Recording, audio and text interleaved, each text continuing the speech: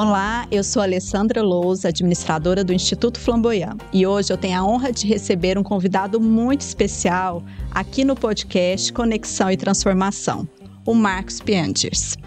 Apenas dando um panorama do nosso convidado especial, ele é jornalista, escritor com mais de 2 milhões de seguidores em suas redes sociais e é autor do best-seller O Papai é Pop. Exatamente, muito feliz de estar bem-vindo. aqui com vocês.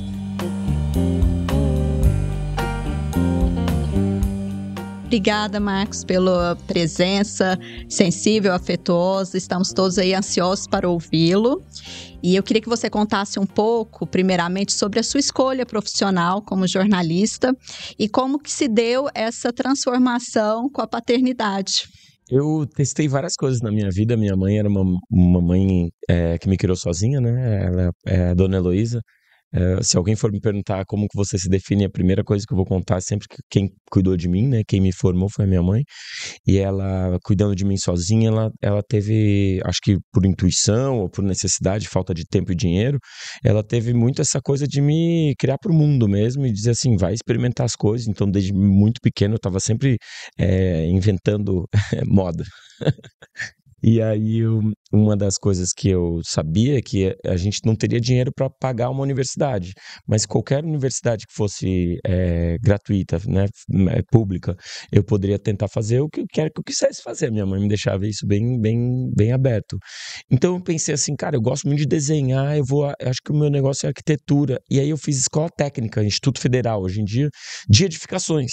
E ali eu percebi que não era muito a minha história, eu queria fazer alguma coisa mais de humanas, eu queria fazer algo mais de comunicação, e o que eu queria mesmo era publicidade, mas não tinha publicidade gratuito lá em Florianópolis, onde eu cresci, então eu fiz jornalismo, e dei sorte também, porque tive professores muito bons, que me apresentaram livros muito bons, e me estimularam na minha comunicação, na minha capacidade de escrita.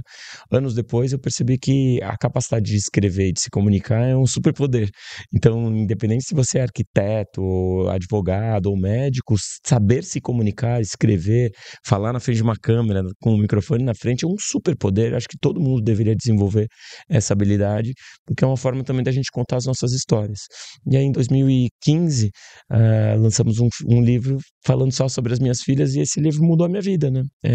Por justamente ter ter na escrita uma forma de comunicação, né? Ou talvez a única forma de comunicação que eu podia ter naquele momento, visto que a paternidade era muito importante para mim, né? Já que eu não tive pai, mas muito pouco valorizada na sociedade. Lá, quando a minha filha nasceu em 2005, eu por 10 anos escrevi solitário, escondido, né? Ninguém via esses textos.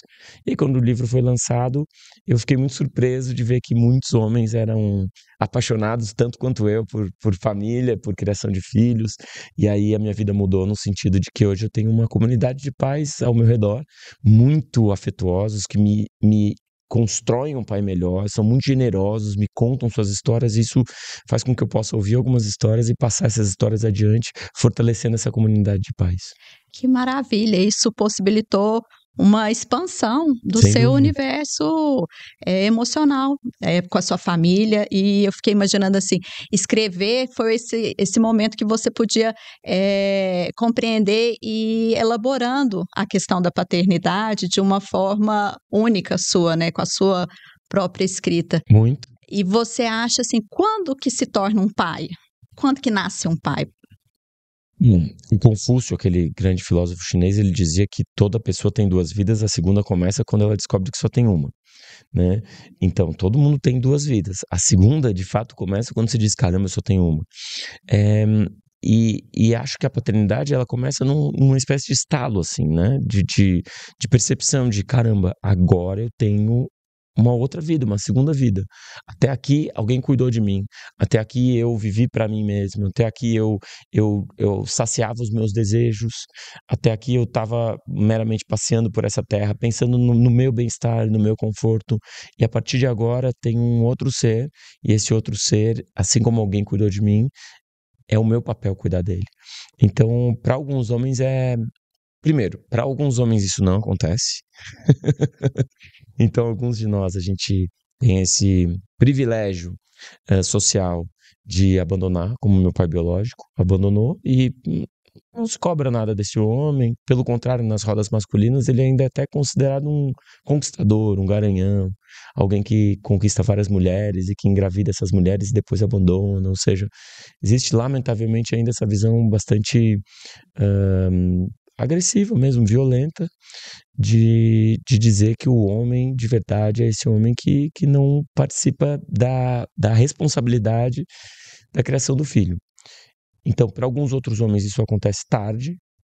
Percebo muitos homens que descobrem a paternidade apenas na avosidade.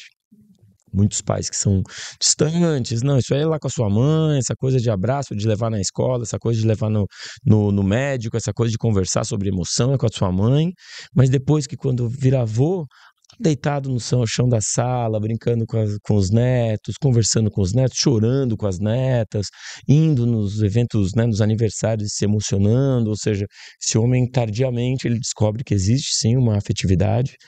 E é bom que aconteça isso, por mais que seja no final da vida, meu irmão. Aconteceu. Eu tô dizendo bem-vindo para toda pessoa que quer participar, entendeu? Não vou ficar julgando, não vou ficar falando, mas que bom que você veio, que bom que você finalmente despertou pro assunto. Alguns homens eles vão descobrir ainda na paternidade, mas um pouquinho mais tarde, né?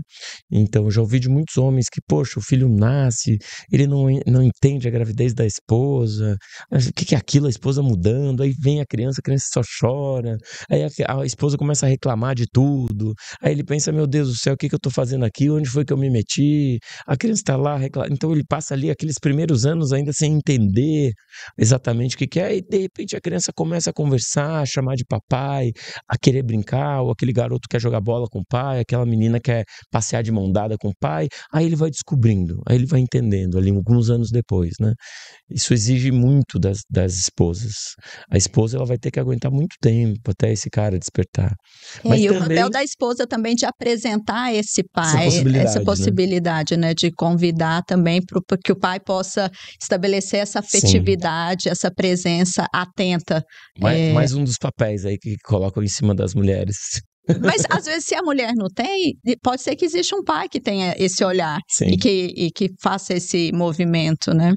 E aí tem aquele pai que, pra mim, é a frescor, assim, no meu coração, quando alguém me diz que, cara, quando eu descobri que eu ia ser pai, eu já virei um super pai, né? Alguém me contando isso, eu penso, caramba, velho, que ídolo, porque o cara já foi em todos os pré-natal, e ele fez um enxoval, e ele preparou, ele deu todo o suporte pra esposa, ele tava no dia do parto. Como se ele estivesse grávido junto, ele desejasse junto com a esposa ou o bebê. Isso, eu acho que tem uma coisa do desejo também junto, né? Gostoso, do daí. sonhar junto com a... Exato, porque daí fortalece o casamento, aí ele alivia um pouco em todas as questões.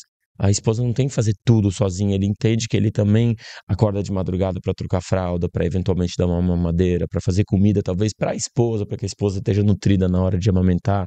Então esse é um cara que ele já tá no jogo desde cedo, e aí esse é o tipo de pai que quando eu converso assim é choradeira, porque... Aquece o coração e dá demais, esperança, é demais, né? porque aí é uma pessoa que fortalece todos nós, né? A família ela é fortalecida quando alguém decidiu, de forma muito madura, que, ok, agora não é sobre mim, agora é sobre outros seres. Em algum momento da minha vida alguém me cuidou, agora é eu cuidando dos outros. E aí isso é muito... Uma questão de maturidade, uma questão também de sair um pouco desse egoísmo, né?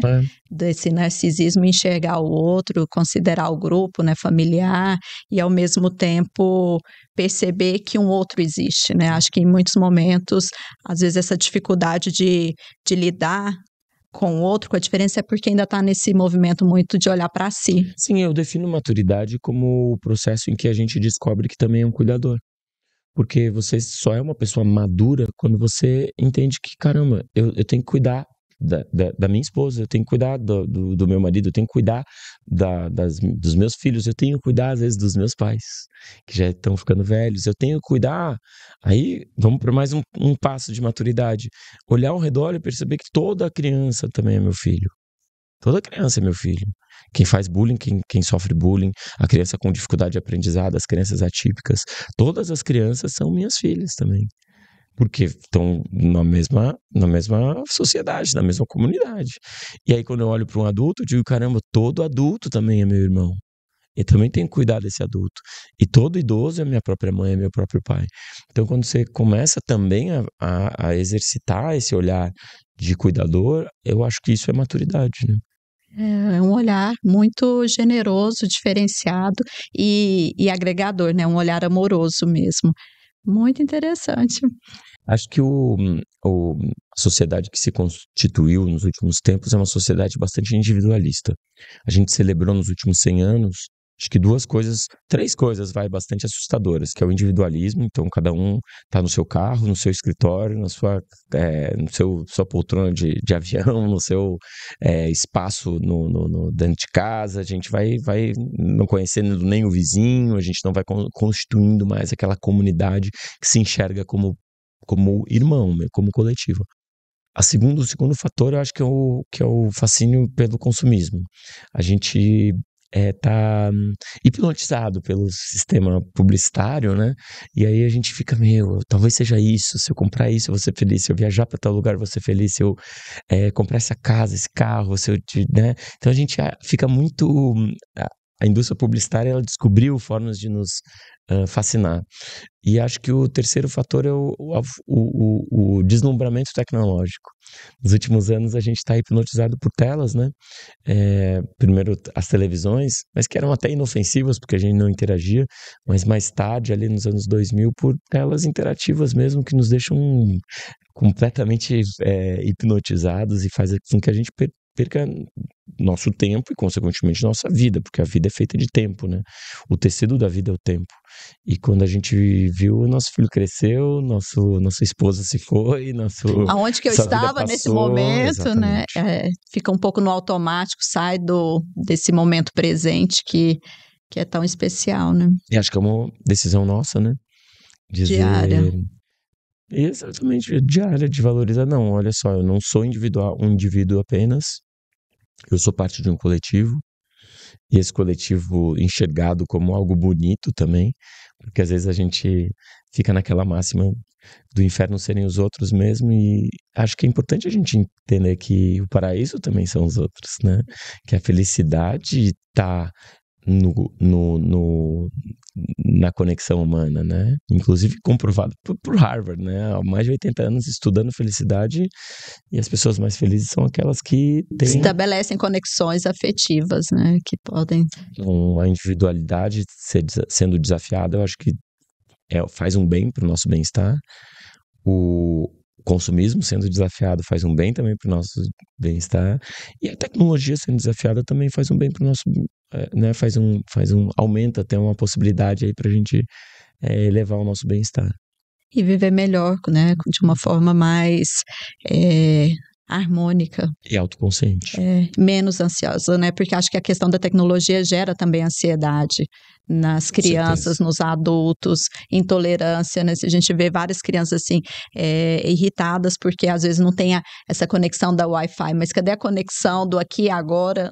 Mas se você parar para pensar, esses três fatores que eu citei são geradores de ansiedade.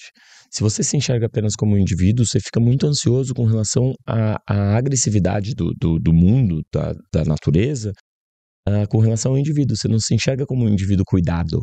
Você se enxerga como um indivíduo que batalha pela sua sobrevivência, pelo seu sucesso. Consequentemente, a qualquer momento alguém pode puxar esse tapete. Você fica no modo defesa, né? Modo defesa constante, que é gatilho para ansiedade. O individualismo é gatilho para ansiedade. O consumismo é gatilho para ansiedade. O consumismo, se você parar para perceber, ele nunca satisfaz o seu desejo. O seu desejo ele é satisfeito por alguns segundos, quando você adquire aquele bem, mas ano que vem tem um iPhone novo. Ano que vem o seu carro tem que ser trocado, ano que vem a sua casa tá pequena, ano que vem os seus filhos têm que ter roupas mais bonitas. E isso incentiva também o modo fazer, né? As pessoas estão sempre fazendo e afastando do ser. Onde que fica o ser, o relacionar-se? Exato. E esse consumismo, ele é gatilho para ansiedade também, porque afinal de contas eu tenho que sempre ver qual é a próxima moda de roupa, o próximo iPhone que vai ser lançado, é sobre o futuro. E ansiedade tem relação com o futuro sempre. E a tecnologia também deixa ansioso. Questões de comparação, né? Com certeza. Assim, a gente tinha uma dificuldade de entender tecnologia ali quando em 2007 foi lançado os smartphones. Quando as redes sociais chegaram na nossa vida, aquilo se tornou ainda mais profundo. Existia uma desconfiança de muitos professores e psicólogos a respeito do que isso estava gerando nos jovens e nos adultos. Uma desconfiança que apontava para: será que isso não gera ansiedade? Será que isso não... E aí hoje a gente já tem confirmação de pesquisa mesmo, dizendo que realmente, quanto mais tempo de tela você tem na sua vida, pior é o seu sono. Quanto mais tempo de tela uma criança tem na sua vida, pior a alimentação. Quanto mais tempo de tela, pior a capacidade social dessa criança. Quanto mais tempo de tela, pior a capacidade cognitiva. Quanto mais tempo de tela, pior a saúde física dessa criança, desse jovem, desse adulto, porque ele vai fazer menos exercício. Então a gente sabe disso já, que a tela tem roubado tempo e práticas preciosas da nossa vida. Então, de novo, é uma decisão coletiva a gente discutir, é uma decisão coletiva a gente controlar, é uma decisão coletiva a gente regular, né? É uma decisão coletiva a gente conversar com os nossos filhos e conscientizar. Eu acho que seu papel é trazer essa possibilidade de trazer uma luz aí, uma consciência sobre o papel dos pais, né? Como que eles podem fazer essa diferença, né? A gente estava te perguntando, mas não, seus filhos não têm tela, como que você fez? Não dá tela, simples assim. Os pais me perguntam: Piangeres, como que eu faço? O que aconteceu? Meus filhos estavam viciados em telas. E eu olho para eles e digo: quem deu isso pro seu filho? Meu Deus, que horror! Quem fez isso com seu filho? E os pais eventualmente me dizem que foram eles mesmos. Eu digo: por quê? Por quê? E eu sei por quê, né? Porque os pais... primeiro vem todo mundo dando tablet, né? A gente tende a copiar o que todo mundo tá fazendo. E o que eu tento falar pros pais é que o seu filho não precisa de um tablet, de um iPhone novo, de uma festa de milhares de reais quando ele faz 1 ano de idade. Ele não precisa de festas pomposas, sabe? Você não precisa gastar tanto dinheiro com uma criança. A criança só quer a sua presença. Só quer, ela, entre uma bicicleta e andar no seu colo, ele vai preferir o seu colo. Entre uma cama, um quarto super tchan e dormir na sua cama, nos primeiros anos vai preferir a sua cama. Entre uma casa gigantesca e um pai que brinca todo sábado e domingo, vai preferir um pai que brinca todo sábado e domingo. A gente é iludido. E claro, de novo, não é nossa culpa, porque a gente é iludido por um sistema, né? Um sistema que é bastante ostensivo, o tempo todo dizendo compre, compre, compre, compre, né? Faça, trabalhe para que você tenha dinheiro e esse dinheiro possa gerar mais bugiganga na sua vida. E os nossos filhos são seres tão puros e tão bonitinhos que eles chegam na nossa vida e dizem: papai, eu só quero você. É só isso que eu quero. E aí talvez a paternidade e a maternidade seja a chave dessa prisão. A chance que a gente tem de abrir essa prisão, de dizer: é mesmo, meu, é só isso que eu preciso. Aquela história, né, do Platão sair da caverna, né, e enxergar outras possibilidades. E me conta aqui, uma experiência que te ocorra agora, de algum momento, de alguma conversa ou com um pai ou numa palestra, que você foi tocado e tocou um pai. Assim, você consegue lembrar?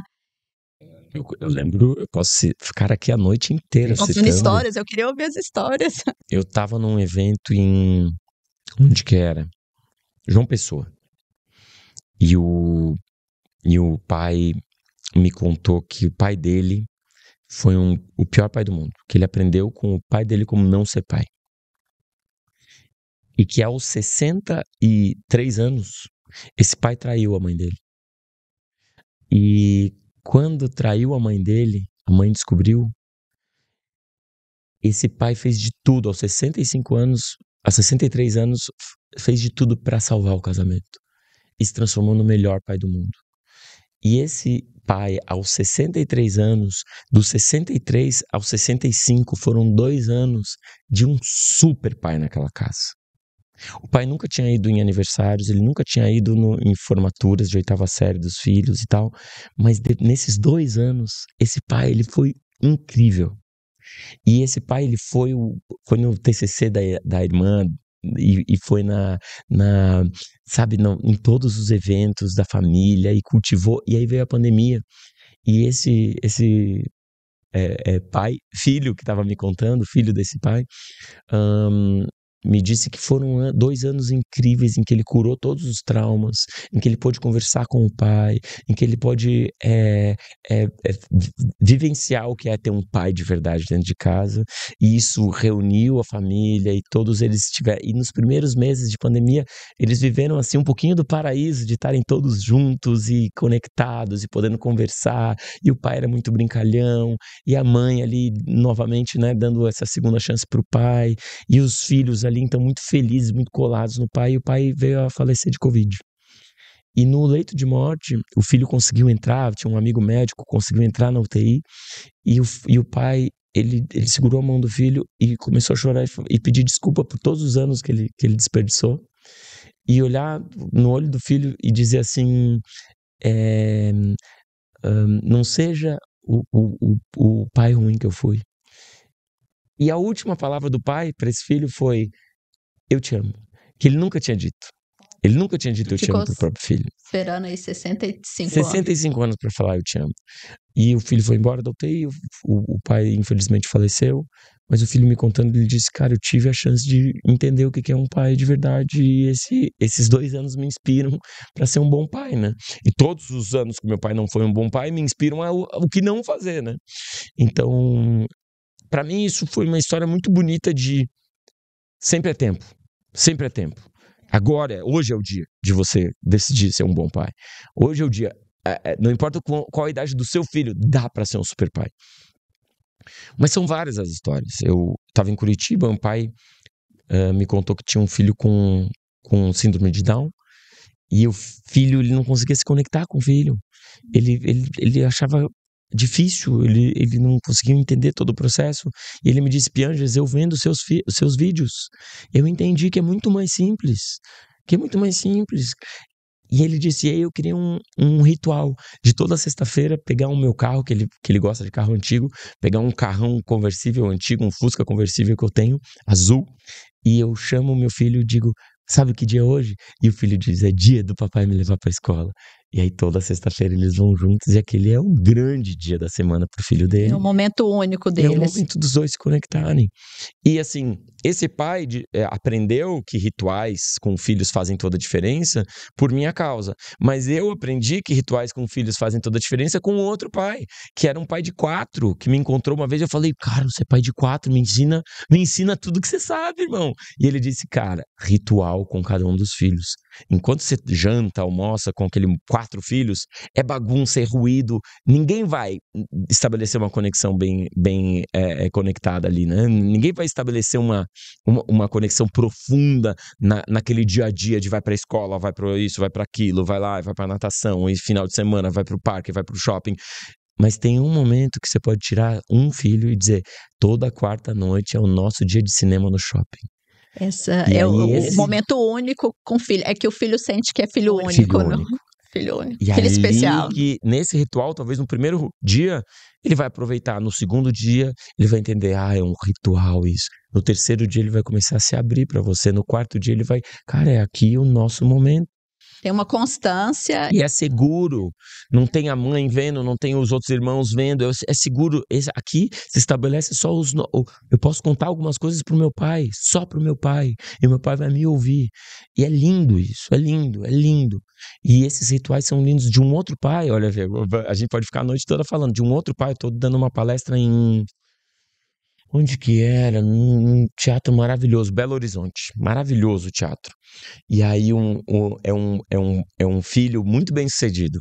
Ele tem muito dinheiro. O pai dele já tinha também muito dinheiro. E esse filho muito bem sucedido, ele me disse assim, Piangers, quer saber qual foi a época favorita da minha vida? Eu tinha 14 anos, meu pai quebrou. E quando meu pai quebrou, eu tive que aos 14 anos ir lá trabalhar com ele na firma e ajudar a firma a se reerguer. foi quando a gente se conectou, eu e meu pai. E toda quarta-feira, à noite, depois do expediente, a gente cansado, meu pai me deixava dirigir o carro dele. Eu com 14, 15 anos, eu podia... Tinha um espaço, assim, numa rua vazia, não sei como é que eles faziam, ou numa marginal de uma estrada, não sei. E aí ele deixava eu dirigir o carro. E ali toda quarta-feira eu treinava para aprender a dirigir com o meu pai. Aquilo era uma coisa de passar, né? O meu pai do meu lado me ensinando, a gente conversava, dava risada e tal. E ele dizia... E o meu pai, naquela época, me levava no cinema, custava R$4 o ingresso, mais R$4 a pipoca. A gente gastava R$8, né? Pro meu pai, R$8 pra mim, e era o dia mais feliz da minha vida.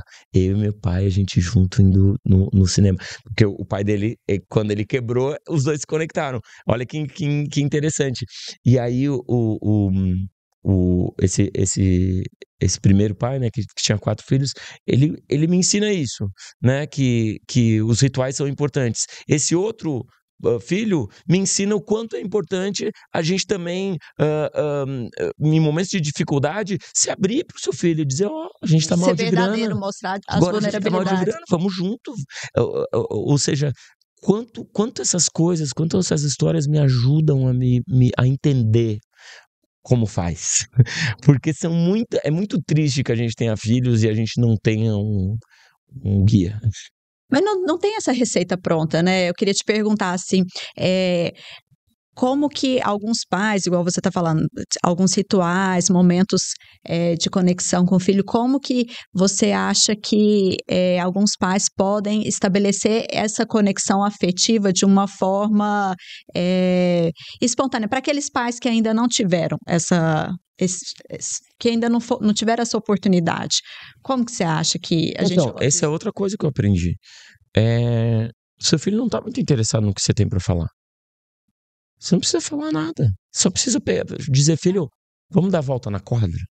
Eu e o papai, só você e o papai, agora de noite, vamos ver como é que é a quadra de noite aqui do nosso bairro? Tô falando de um negócio bem barato, de graça. Você só vai chamar o seu filho 8 da noite para dar uma volta na quadra. Vamos. Mão dada. Dar uma volta na quadra. Vamos tentar fazer isso uma vez por semana? Vamos na quadra, uma volta na quadra. Cada vez vai ficando mais seguro essa volta na quadra.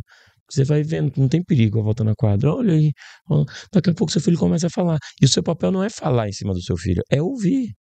Seu papel é ouvir o que seu filho está falando. E você vai ouvindo e vai dizendo. Aí você pergunta de novo. Filho, o que você fez nessa hora na escola? O que você sentiu? O que deu no seu... Você sentiu alguma coisa, tipo dor de barriga? Ou você sentiu a garganta apertada? Você só pergunta. Seu filho vai falando pra você quem ele é. Seu filho vai falando das suas angústias. Seu filho vai aprendendo que ele tem em você alguém pra se abrir. E aí é feita a pavimentação para uma relação duradoura para sempre. Porque quando alguém disser pra ele, vamos fazer uma coisa errada, ele vai sentir alguma coisa, ele vai chegar nessa volta, vai esperar a quarta-feira da volta na quadra, vai dizer, pai, não sei quem me falou pra fazer uma coisa errada lá. E o pai vai dizer, pô, filho, isso daí sabe que se estrepa, né? O pai também já fez isso, sempre se dá mal quem faz isso aí. Fala lá pra ele que não é legal, e se ele ficar insistindo, você já vai ficando mais distante dele aí, que não é uma boa, não. É só nesse momento que o filho vai ter a tranquilidade de falar. Eu vejo tantas crianças que não têm no pai e na mãe conexão suficiente para se expressar quando o mundo apresenta questões como essa. Tantas crianças que são jogadas na frente de um tablet ou de um computador muito cedo, com 7, 8 anos, e que são expostas eventualmente à pornografia, a mensagens terríveis, a imagens terríveis, a vídeos terríveis, e sentem coisas e não têm a conexão bem estabelecida com o pai e com a mãe para poder descobrir o que é isso que eu estou sendo exposto. O que elas estão sentindo, o que estão fazendo comigo aqui? É assim mesmo, pai e mãe, é assim mesmo. É perverso o mundo, é safado o mundo, é desonesto o mundo, é terrível o mundo, é assim, é isso que vocês querem que eu seja? Só que não existe essa conexão e a criança não entende o que o mundo espera dela. E aí, para quem que ela vai perguntar, né? Essa criança é uma criança que vai eventualmente cair, fazer alguma coisa e ela vai descobrir da pior maneira o que é certo e errado. que é quando um professor, um policial, o próprio pai descobre, aí o pai não tem o idioma da conversa, também vai dar um tapa, vai dar um castigo, vai ser agressivo e violento, essa criança de novo vai ser penalizada por não ter sido cuidada. Ela vai ser penalizada sem saber por que ela está sendo penalizada. Porque eu falei pra você ser honesto. Mas o que é ser honesto? A gente não pode simplesmente jogar conceitos e não explicar. A criança ela não vai aprender por conceitos, ela vai aprender por exemplo, ela vai aprender depois você explicando esses exemplos, você explicando o porquê desse bom exemplo que você dá. Você viu que o papai parou no amarelo, né? Porque o amarelo às vezes passa o carro e bate. A criança, entendi o porquê que o papai para no amarelo. Você viu que o papai pegou o lixo de outra pessoa e jogou no lixo? É porque se todo mundo jogar no chão, fica tudo sujo aqui. Não é só falar, não joga o lixo. Não é só falar e não é só fazer. É fazer e dizer, olha o exemplo do papai. É traduzir, é explicar o porquê do exemplo.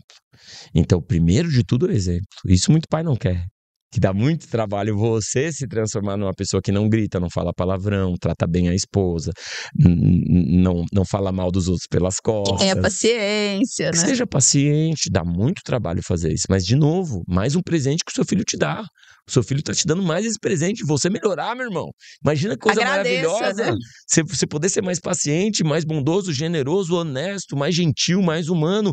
Olha que presentaço que o seu filho tá dando de todos os outros que ele tá te dando. Então, você tem que melhorar, você dá o exemplo.